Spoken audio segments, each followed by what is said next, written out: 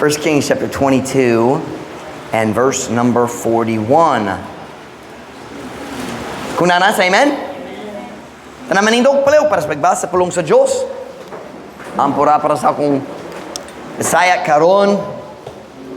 1 Kings chapter 22 and verse number 41 nga to sa verse 43. English una.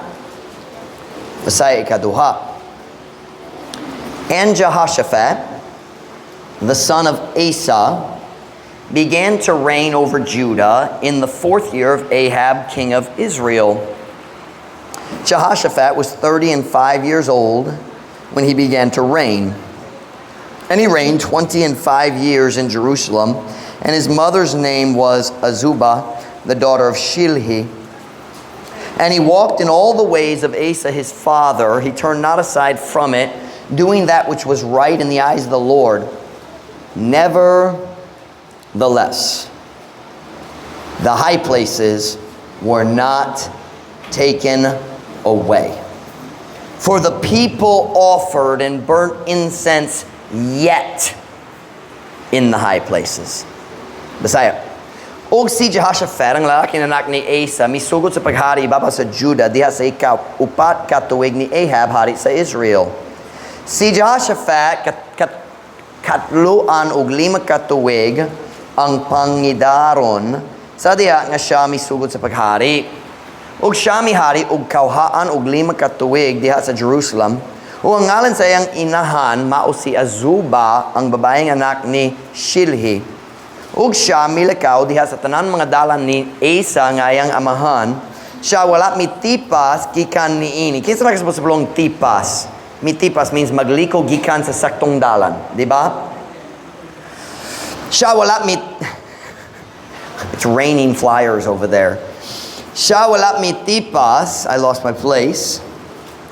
Gikan niini nga nagabuha niya ng matarong diha sa mga mata sa Ginoo apan bisan pa niyana ang habog nga mga dapit wala gikuha. Kayang katawhan mihalad og sa gihapon misunog og insenso diha sa habog nga mga dapit. I want to talk to you this morning about this very simple title, High Places. Ang mga habog nga dapit. High places. Later, makasabot gayud ka unsa man na. Pero karon magampot ta. Dayon ko mo magalingkod para sa mensahe karong buntag. Father, thank you for your goodness to us. Thank you for good attendance this morning. Thank you, Lord, for blessing us and working in our church. Lord, I pray, God, you continue to bless the scripture memorization. Pray, Lord, that we would be a people who are filled with your word. Lord, I pray, God, that you'd help us to continue to grow. Lord, I pray you'd bless the message this morning. God, you know I need you. You know I'm weak. And Lord, I always need you, but maybe even a little bit extra this morning. I feel very tired. I pray, God, you'd fill me with your spirit. Empower me as I preach. Help me, God. Give me zeal. Give me clarity of thought. Help me to know what to say and how to say it to get the truth across. Lord, I need your guidance. Please help me today. I pray in Jesus' name. Amen. Pwede mo maglingkod.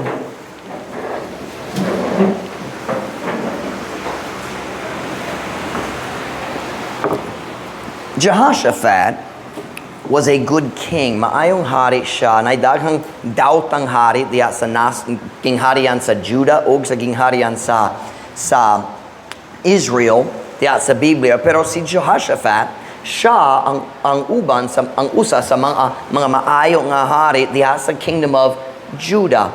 Kung patsin mainumdum ka, I'm going to use the board a little bit this morning to help us. This in Sunday school, nagtulot ta ganiya kabay ni Joshua. Somebody talk to me now. Kinsa nagdala sa tao gikan sa Egypt. Kinsa nagkuha nila, nagpalingkawas nila gikan sa Egypt. Kinsa man? Si Moses. O kinsa naggiya sila or naglead sila sulod sa Canaan? Joshua. So we talked about that a little bit this morning. So si Joshua naglead sila sulod sa land of Canaan. Dayon for about 450 years, wala sila'y hari diha sa nation of Israel. Instead, ang Diyos nagpili og mga tao nga mahimong maghuhukam, just mga judges lang nga ang Diyos nag-lead sa judge ug siya nag-lead sa tao, pero wala sila hari. Dayon ang tao nangayo ni Samuel, siya ang kinalasan nga judge, sila nangayo niya nga siya mohatag kanila og hari. Now somebody remind me, kinsang unang hari sa Israel? Kinsa man?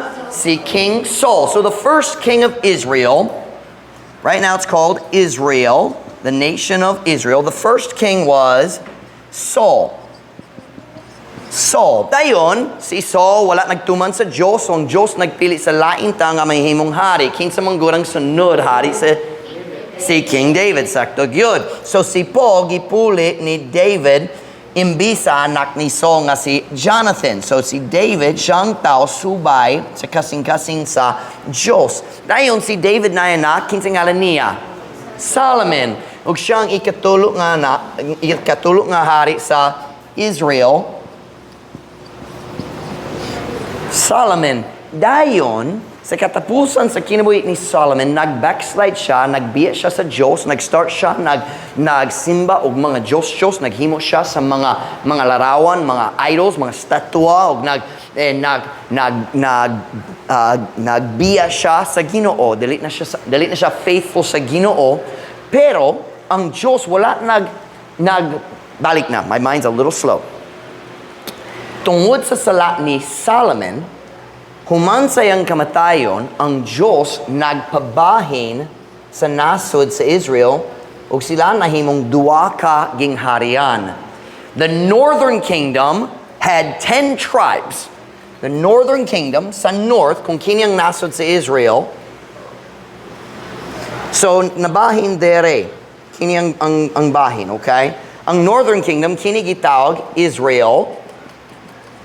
Ug na ay pila ka tribes? 10 tribes. Nindot kayo akong agi. I know. Nindot kayo, ayaw mazelos, ha? Alright? Dayon, si Jalet nalipay ra nga dili ko mupugo siya, musula karon. Dayon, unsay tawag sa kingharian sa south? Judah, kay Judah ang mas dako nga tribe. Na Judah ug Benjamin, pero Judah mas dako gayod. Benjamin mas gamay pa tungod na guba diya sa panahon sa Judges ug halos tanan tao sa Benjamin gipatay gayod. So niining panahon na gamay pa ang tribo gitawag Benjamin. Am I thinking Benjamin? Right, Benjamin. Yeah, little Benjamin. So we have Judah sa south. Ug pila ka tribes na sa Judah? Just dua. And many times, God says only one. Nagbaliwala ang Diyos sa Benjamin. Mag-focus siya sa Judah. So nanay duwa ka gingharian, na Israel, o na ay Judah. Okay, importante ka na nga tanan. You can't read. Kung dali ka makabasa sa akong agi, kanang imong sayop dali ako ha. And nindot kayo akong agi. And sige. And what ko ilabot. Okay. So, nabahin ang nasod diya sa panahon sa anak ni Solomon, iyang ngalan si Rehoboam. So, ang atong story karon nagikan sa panahon nga nabahin na ang nasod o si Jehoshaphat ang hari diri sa Judah. Okay? So, all of that was just review aron makasabot ta gamay.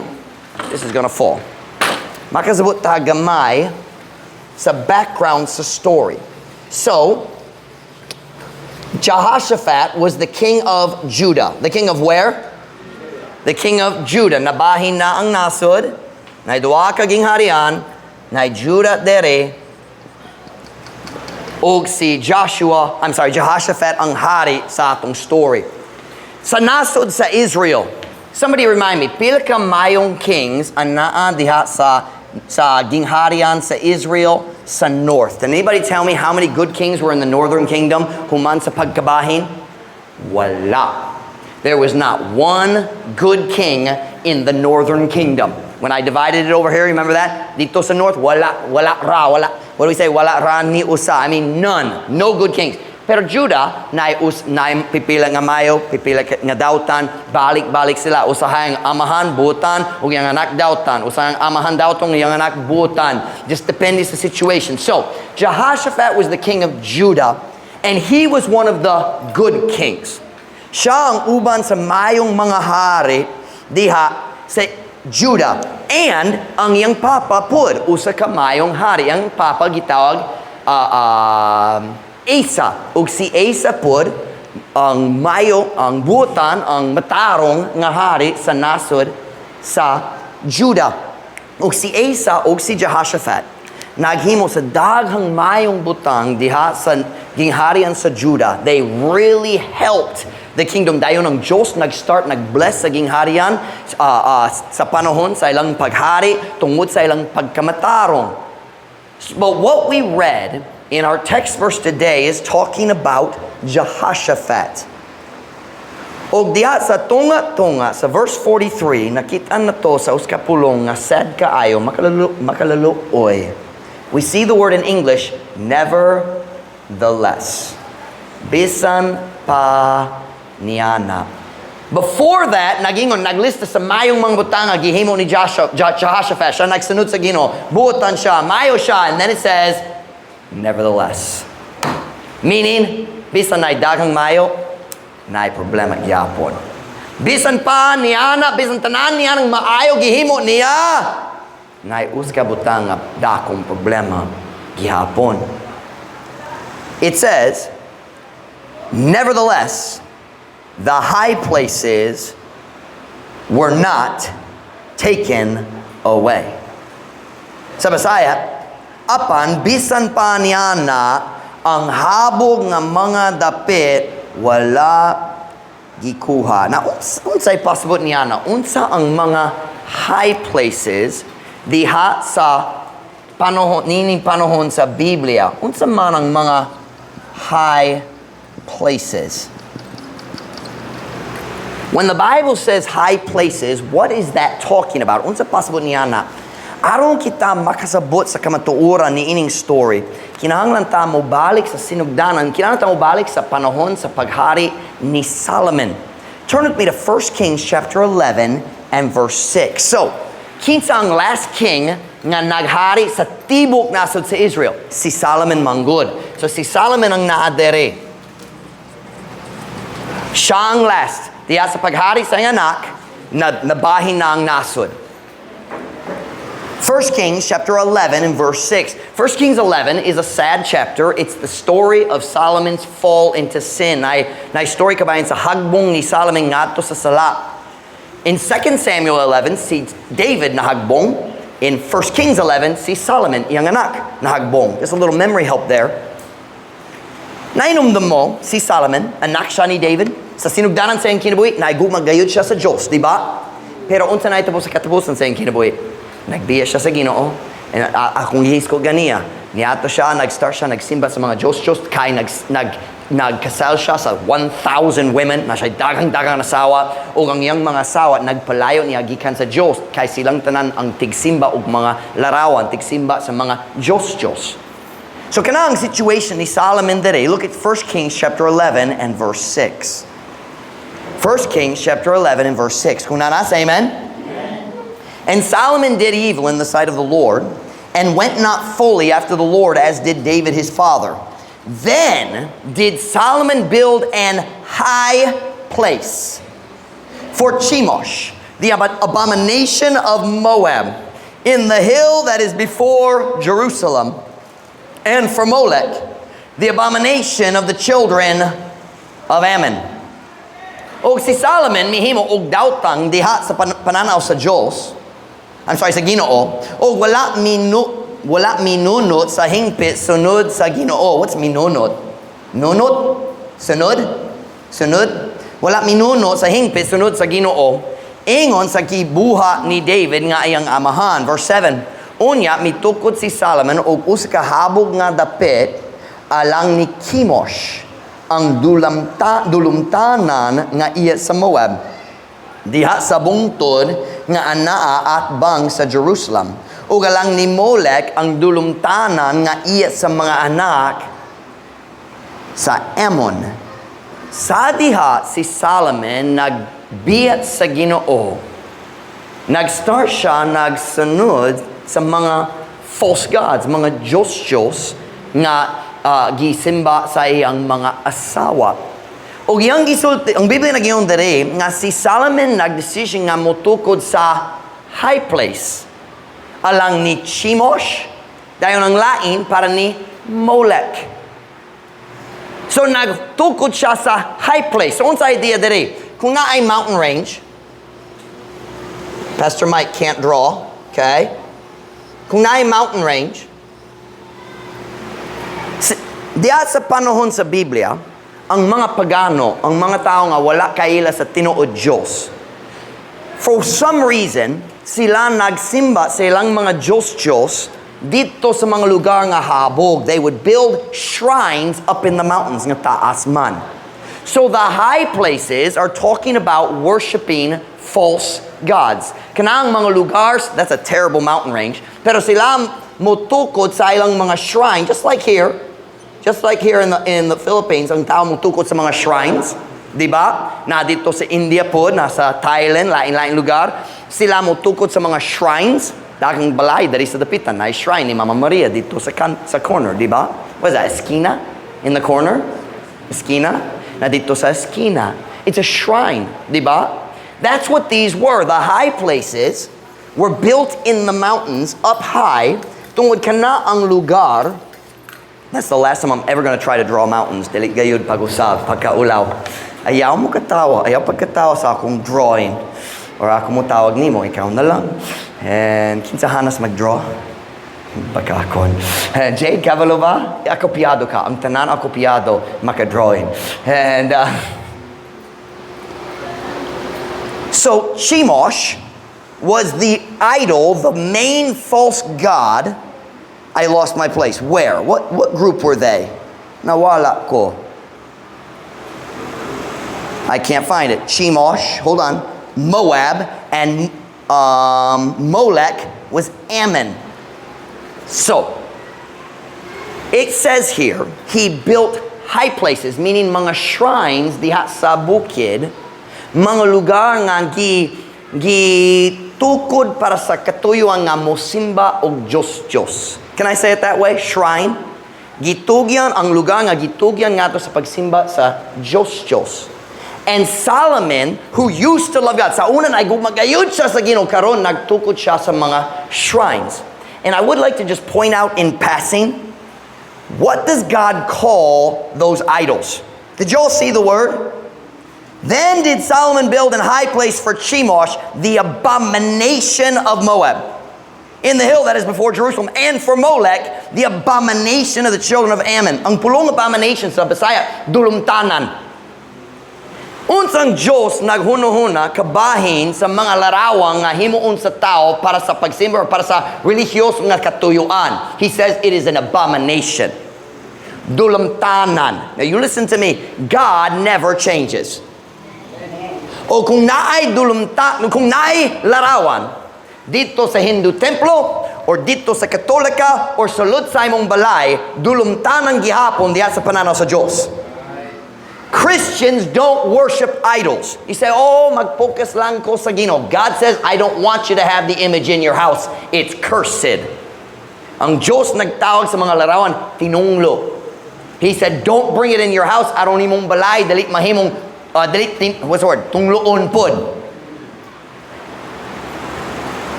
But what we see here is, high places in the Bible almost always mean a place dedicated to the worship of idols.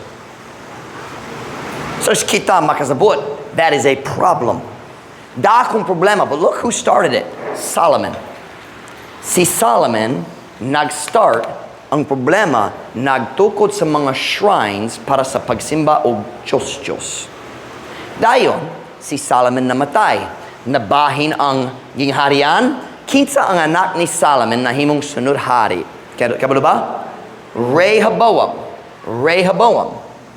Usahay ang tao malibog tungod diri na Jeroboam, pero sa Judah, Rehoboam. I skipped everything. Rehoboam. Si Rehoboam ang anak ni Solomon, the son of Solomon. Ug siya nahimong hari. Usa diha siya nahimong hari. Sa 3 years, nagalagad siya sa Ginoo. 3 years lang. Nagalagad siya sa Ginoo. Dayon nag-backslide siya sama siyang papa. Ang kalainan, si Solomon nag-backslide basing 35, 38 years after he started reigning. Si Rehoboam, 3 years na lang. Nagalagad siya sa Ginoo. Let's look at it. Turn with me. It says 1 Kings, chapter 14, verse 23. 1 Kings, chapter 14, verse 23. I missed something important. My mind is tired. Naglaktaw ko sa importante nga butang. Kinsa ang nag-start sa pagtukod sa mga high places? See? And pila ka buki ang gitukod? Nga atong giiskod? 2. Pero nag-skip ko sa importante nga verse. Paminaw sa sunod. Dali ka mo mag-turn. Ako lang. Verse 8 sa 1 Kings 11. And likewise did he for all his strange wives. Ug sa samang paagi gihimo ni Solomon alang sa tanan niyang langyaw nga mga asawa. Pila ka asawa ni Solomon? 1,700 wives, 300 concubines, di ba? And it says, naghimo siya sa mga shrines para sa tanan iyang strange wives.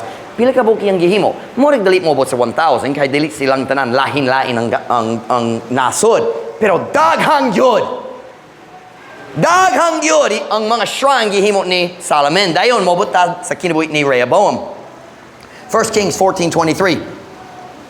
1 Kings 14:23. Diya sa panahon ni Rehoboam, 3 years nagalagad siya sa Ginoo. Dayon, verse 23.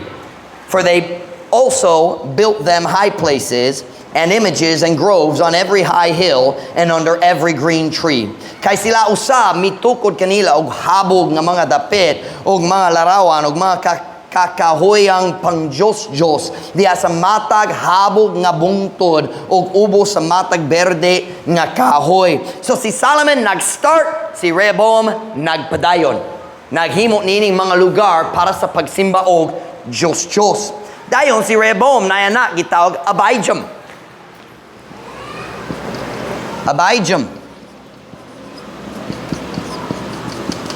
Si Abijam naghari siya 3 years lang. Maot. Tulo ka tuig na lang. Si Rehoboam, 17 years. Abijam, 3 years. Dayon si Abijam namatay po. Na siya anak, gitawag Asa.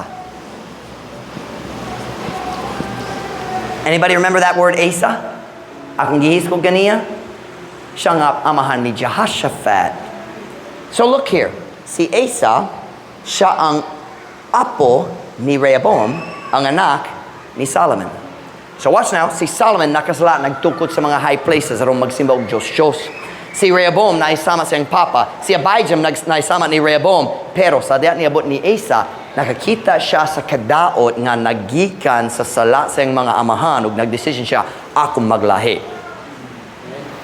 I'm gonna be different. Ug si Asa ang unang mayong hari sa ang tibok kinabuhi diya sa Judah. Na siya'y mga sayop, pero nagalagad gayud siya sa Ginoo.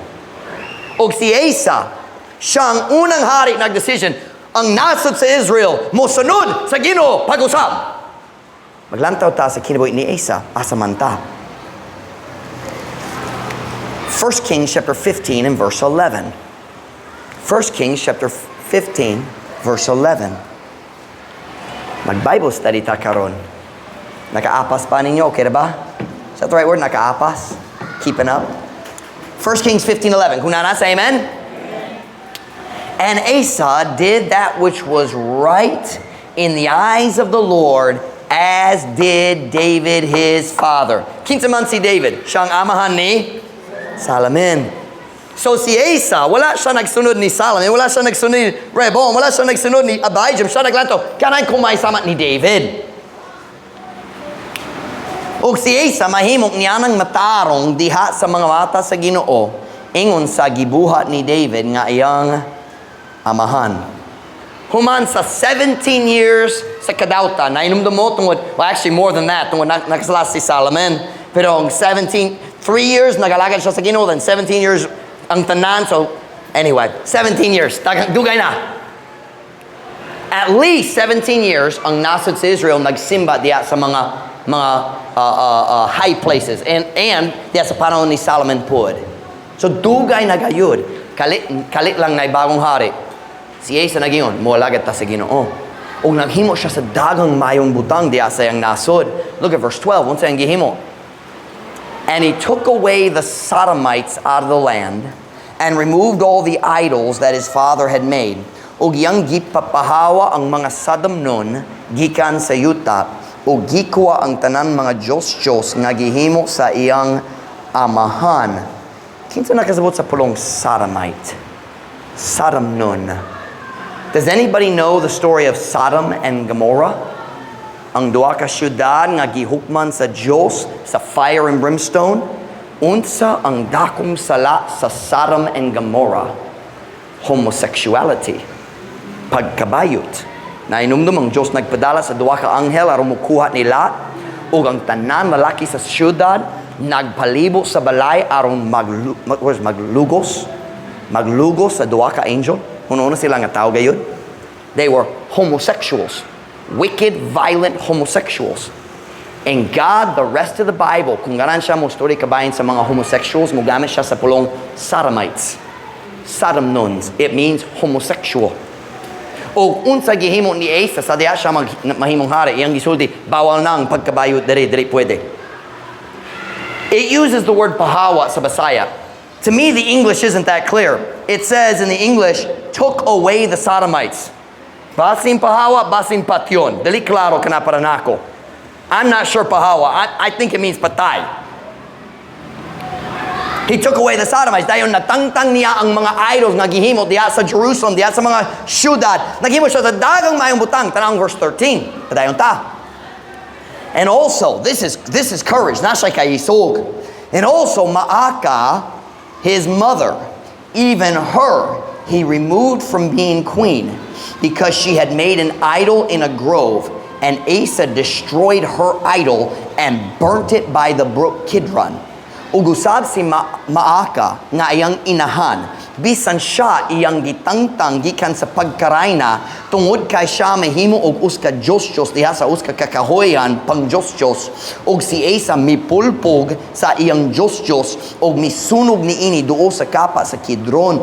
Asa had courage. Wala siya nahadlok sa iyang kaugalingong pamilya, iyang kaugalingong mama. Ang tao na menyo si Abijam.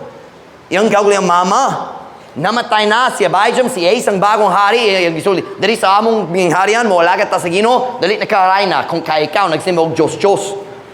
Wow! Dili ba ka ng pinakadakong kalisod dali sa Pilipinas? Ang tao, dali ka nang mawalagad sa Ginoo, kaya masukop ang ilang pamilya.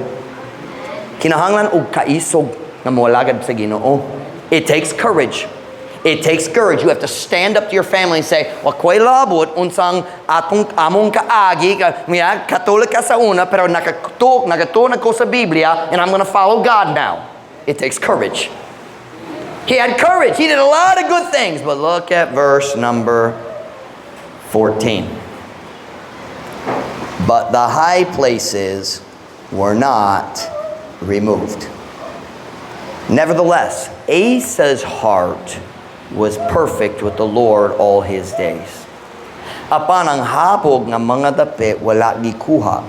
Apan bisan pa niya na ang kasing-kasing ni Asa hingpit diha sa Ginoo sa tanan niyang mga adlaw. What do we see here? Just watch me now.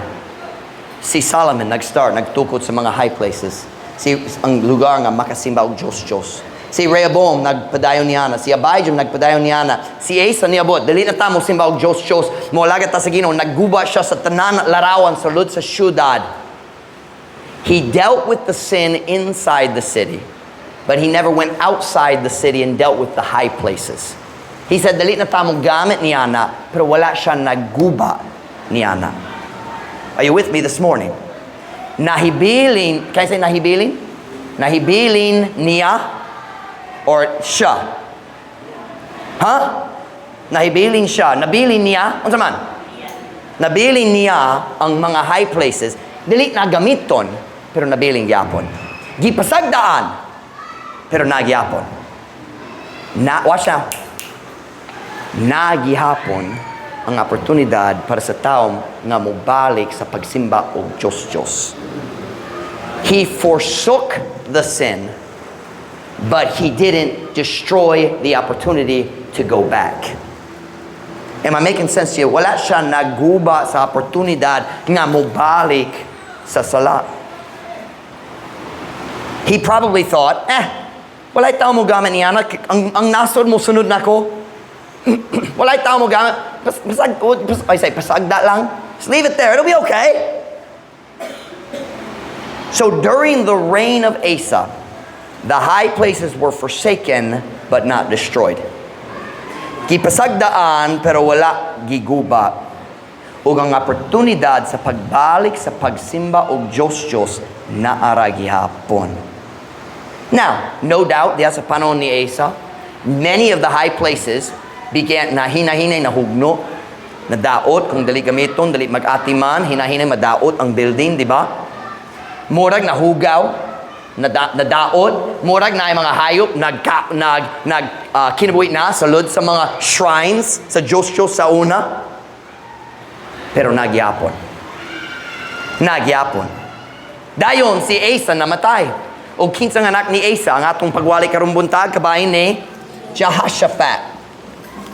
Ang anak ni Asa, Jehoshaphat. Si Jehoshaphat, mayong hari o dili? Mayo gayud. Sama siyang papa. Pero sama siyang papa, wala siya nagtangtang sa mga high places. Nabiling gyapon ang oportunidad nga mobalik. Look at 1 Kings 22, verse 43.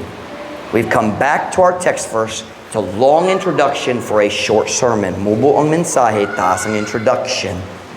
1 Kings 22, verse 43. 1 Kings 22, verse 43. Kunana, say amen? And he, si Jehoshaphat, and he walked in all the ways of Asa his father. He turned not aside from it, doing that which was right in the eyes of the Lord. Nevertheless, the high places were not taken away. Look at the next sentence.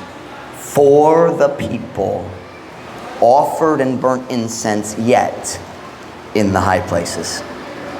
Apan bisan pa niana ang habog nga mga dapit wala gikuha kayang katawhan mihalad ug sa gihapon misunog og insenso diha sa habog ng mga dapit. Bisan si Asa ug si Jehoshaphat matarong uban sa Dios, ang mga shrine nga wala giguba niya, ang katawhan di balik ngadto sa pagsimba og Diyos sa mga shrines. Are you listening? Kaya nga naman, wala sila naguba sa oportunidad sa pagbalik. And as you read through the Kings, you'll see it over and over. The high places were not removed. The high places were not removed. The high places were not removed. Hangtod sa kinabuhi ni Hezekiah. O finally, si Hezekiah ang naguba sa mga high places. Kaya nga naman, ang high places kanunay nagdani sa tao sa Diyos, katawhan sa Diyos, pabalik sa pagsimba ng Diyos. Nagpabalik nila ngadto sa kadautan sa kalibutan, nagpabalik nila sa ang daan na andan. Why were the people still using the high places diya sa panahon ni Jehoshaphat? Because they were forsaken but not destroyed.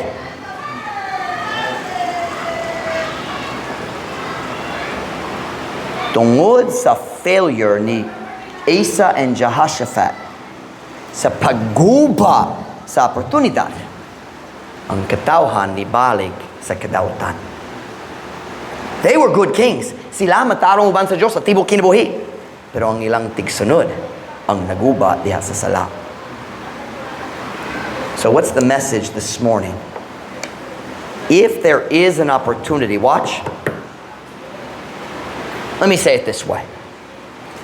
When God convicts you about sin in your life, don't just forsake it, destroy it. Don't leave the opportunity to go back to the sin God told you to forsake. Ayaw ibiling oportunidad nga mubalik sa imong daan sa lahat. Ayaw magsalikway ra, muguba, pagguba sa oportunidad sa pagbalik. Para sa imong kaugalingon o para sa imong pamilya. You listen to me, any opportunity you parents leave, your children will go back.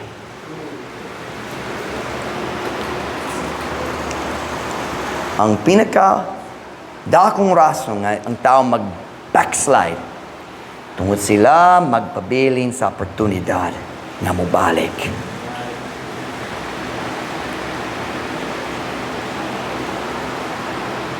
Can I apply it?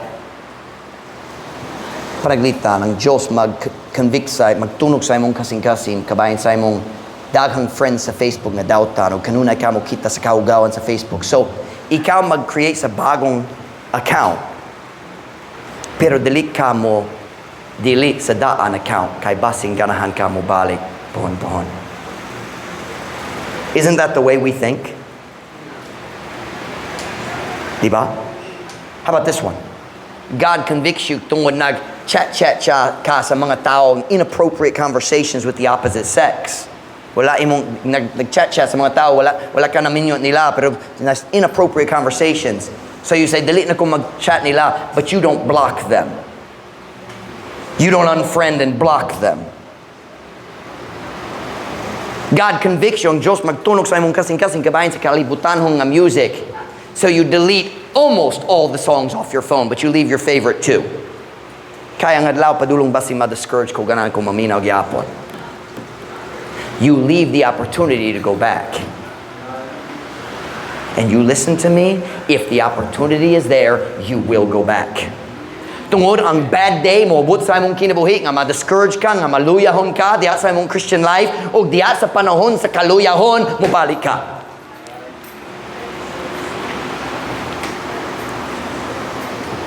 Basi ng Diyos magtunog sa imong kasing-kasing kabayan sa pagtanaw sa hugaw ng mga video sa TikTok. And by the way, walay mayong video sa TikTok.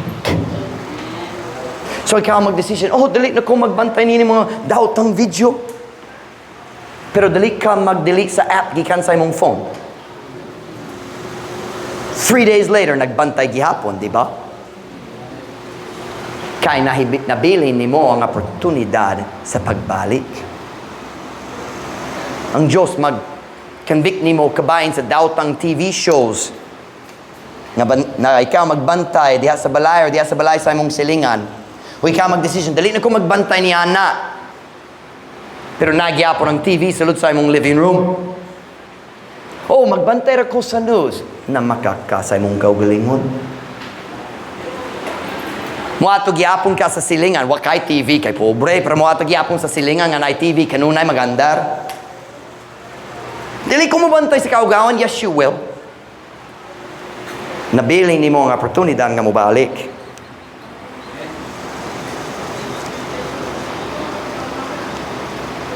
Kung mga babae maghimo sa decision nga magsuot ka sa saninas nga mo palipay sa Dios. So magtigong ka sa tanani mong kalibutan hong nga saninas, ibutang sa box, ilalom sa bed. Saktong grammar, ilalom. Kaya basing ganan mo balik, pohon-pohon. You've left the opportunity. Pero, Pastor Mike, sayang. No, sayang kung ikaw mo balik sa kalibutan o kung guba sa imong kinabuhi.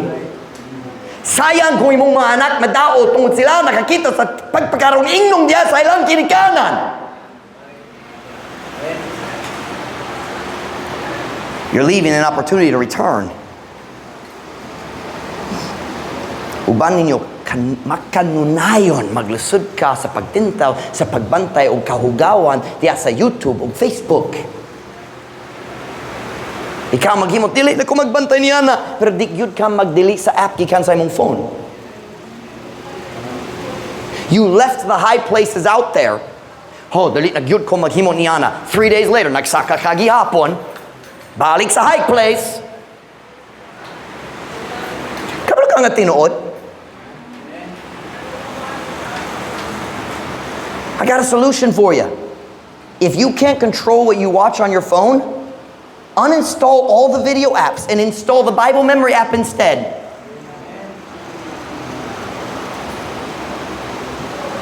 And if that doesn't work, give the phone away.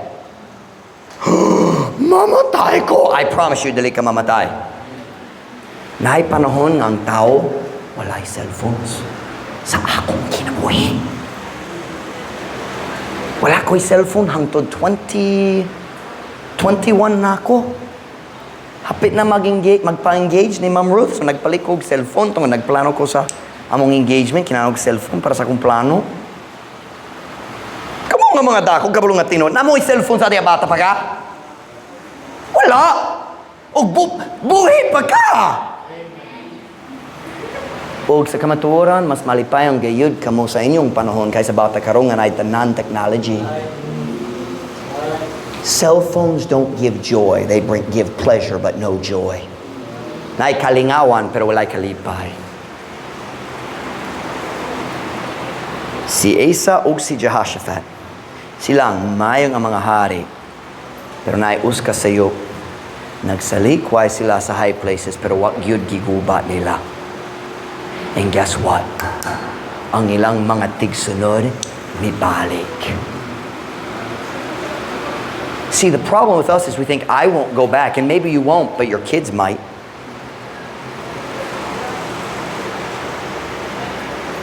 Sila ang nagpabilin sa oportunidad ug ang tao mibalik gayud. You listen.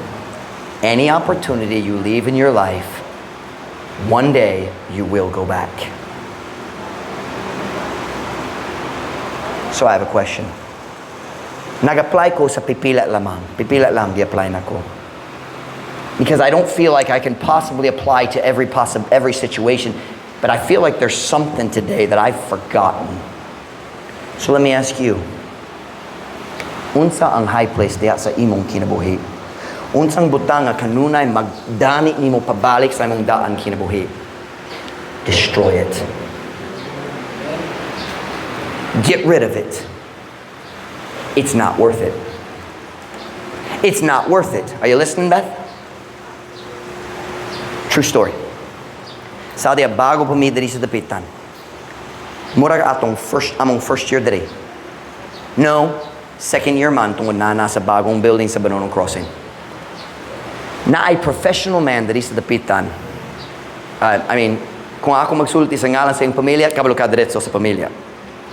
This is a well-known family, nasa kwarta, nasa nindot nga career, dako ang sweldo, nindot kaayo ang yang balay, mauswagong gayud siya. Ako nakabusiness niya para sa business purposes, o samtang nako dito siya, yung kibangatanan ako, he said, ikaw ba mag-offer sa marriage counseling? I said, pwede. So nag-schedule me aron siya makabusiness na ako dito sa akong opisina sa church, sa sunod simana. Dugay-dugay nagayod ni. Wag yun siya nagsimba dere. Ang unang butang yang gisuldi nako sa diya nagsulod sa opisina nako, I said, kana ko musuldi mo daan. Wa ko'y plano mo pil sa imong simbahan. I said, okay naman. Sa mga pastor, magsulay ko mutabang sa tao, dali ko magsulay mo tukod sa simbahan. Kung ako makatabang, kana ko mutabang nimo. So nag-start ko nag-story kaniya. Siyempre, kabalo mo, nagdiretso ko nga to sa gospel. Kaya dali kang makatabang sa tao nga wala pa naluwas. Kinahanglan siya sa tabang sa Diyos. So nagdiretso ko sa gospel. Nag-share ko kaniya kabayan sa kaluwasan. O kinik nga, can I use the word bantog nga tao dari sa dapitan? Naluwas kayo. Kung ako musulti sa ngalang, mura kamong tanan kaila. Secret. Pag umanda yun nga, naluwas na siya. Akong mihatag kiniya sa tambag kabayan sa pagpaayo sa iyang relasyon sa iyang asawa. Ang problema niya na siya daan na andan, nagganahan siya mag-messaging sa laing babae. Mag-text-text siya sa mga babae. Kanuna siya mag-flirting sa babae. O iyang asawa, makakaton, nasukog kayod siya, naghulga, na siya mobiyat kaniya, hapit na mabungkag iyang kaminyoon. Kana ang problema. So naghatag ko niya sa tambag aron makatabang niya magpaayo, and I said kung na ko'y chance malipay gayud ko kung makastorya ko sa imong asawa pod kana wala gayud na itabo. Pero human sa akong paghatag kaniya og tambag kabayan sa kaminyoon, I said pwede ko mukuha sa imong phone number og na-shot gayud ko sa iyang tubag. He said, oh, wala ko'y phone karon. And we're talking about a professional man. Wala ko'y phone karon. He said, nag-realize ko kanarang paagi nga makalikay ko sa pagbalik sa akong daan na andan. And he made that decision before he was saved. Kay bago pa siya naluwas sa akong opisina niya ng adlaw. Pero nag-realize siya, no, think about this, you're a professional. He needs to be able to talk to people. Pero nag-realize siya, ang akong kaminyoon, mas importante kaysa akong cellphone. And he gave his cell phone to his wife. Pero naidagang Kristohano nga batanong nga dili buot muhatag sa ilang cellphone sa ilang kinikanan ug magpadayon sila diha sa paglasod sa pagsunod sa Ginoo. Diba? So unsang high place sa imong kinabuhi nga kinahanglan tangtangon gayud?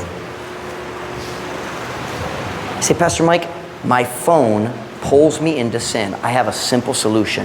I understand we need a cell phone, but you need a phone, not a screen. I have a solution. What do you call it? Touchpad? Keypad, thank you. Keypad phone. Makatawag ba kung gamito ng keypad? Makatawag ba? Makatext po? Lisod, hinay. Pero kanang paagi ako nagkatunog text ng A, B, C, D, E, F na mga lahat. Lisod kayo? Diba? Manad ka. You get used to 1, 1, 2, 3, 1, 2, 4. Yeah, manad. So I'm asking today, look at me. Unsang high place nga kanunay magpabalik nimo sa imong daan-andan. Get rid of it. I don't know what it is today. I've applied some very generic, but there's got to be something specific, and I don't know who it is or what it is, but God's speaking to some people today. Uban ninyo, ang Diyos nagtunog sa imong kasing-kasing karon. Whatever it is, destroy it. Your life for God is more important. On every head bowed, every eye closed.